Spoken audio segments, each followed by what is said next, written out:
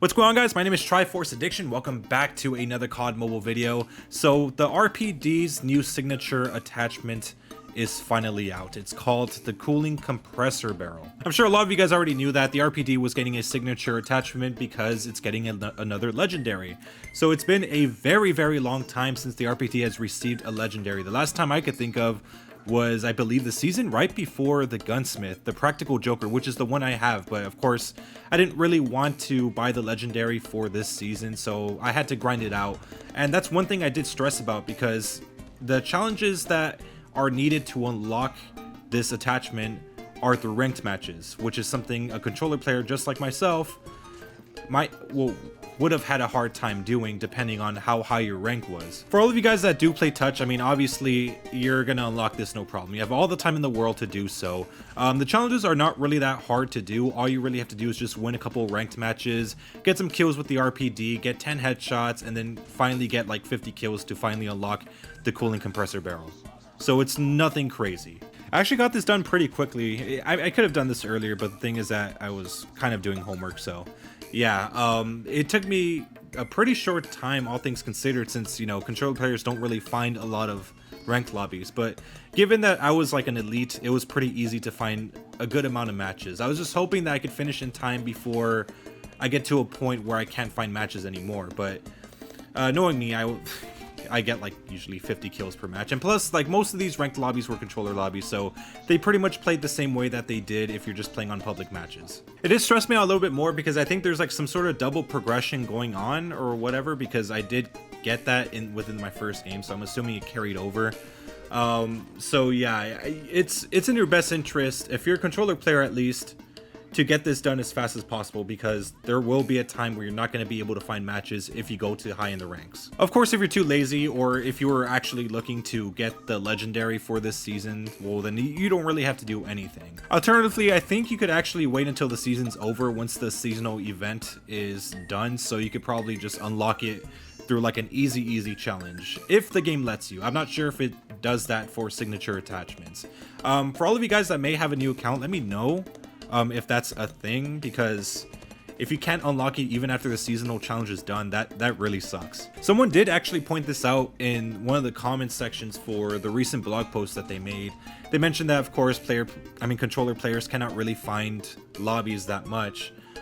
He didn't mention that, of course, you could just do it with the low rank.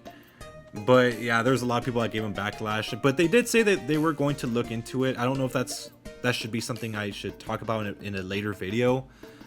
But yeah, it's complicated. It's complicated for control players. We're the minority, and no matter how much you want to disagree with that, it's the truth.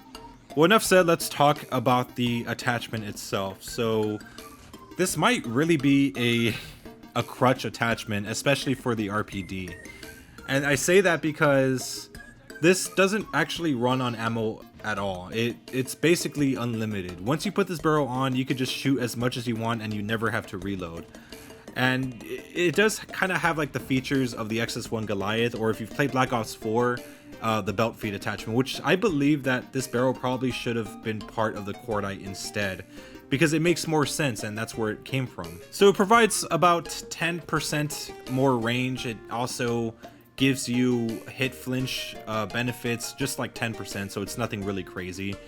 And it also helps you with vertical recoil, which is probably another big plus for this attachment itself. But by far the biggest advantage for this barrel is the fact that it does nothing to your ADS movement speed. It does decrease your regular movement speed by like 3%, and I think your ADS movement as well, and I think, no, I don't think it's ADS movement, I think it's ADS bullet spread by like 10%, so it's nothing really crazy, and keep in mind it's an LMG, it's always going to be extremely accurate. So it's basically like a marksman or ranger barrel without any downsides. So overall, there's not really a lot of major issues with this weapon. Yes, you could run a suppressor on it, like the monolithic, if you want more range than you already need, or if you just want to run the tactical suppressor or even light suppressor.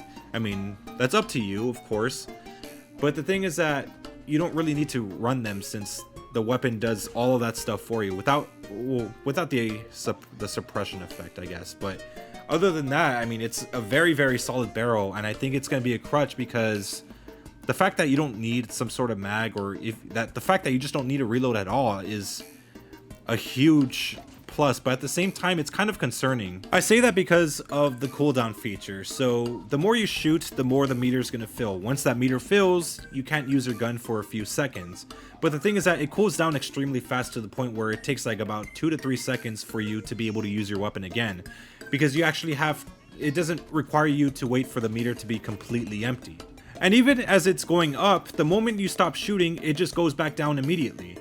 So there's really never a point in time where you're gonna overheat. And keep in mind, it's not like you get into gunfights every second where you have to consistently shoot out your bullets. That's enough to make you wonder why that's even a feature in the first place. And keep in mind, no one's that stupid enough to just keep shooting in one direction. I mean, they usually just shoot it like when they see someone.